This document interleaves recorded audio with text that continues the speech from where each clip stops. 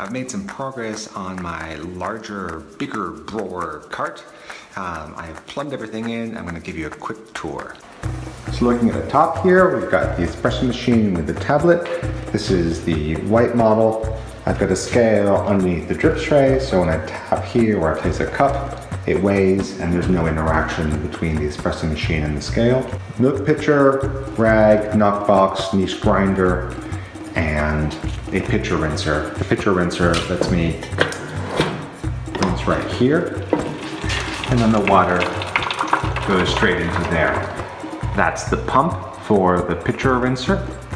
It's connected right there with a tube.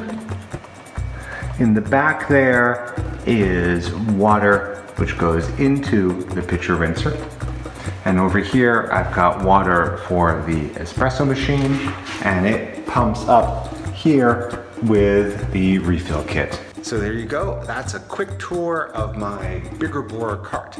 Now next week I'm hoping to get another one of these D1 XL espresso machines. I'm going to put it right next to it so I have a 2 group head high capacity cart.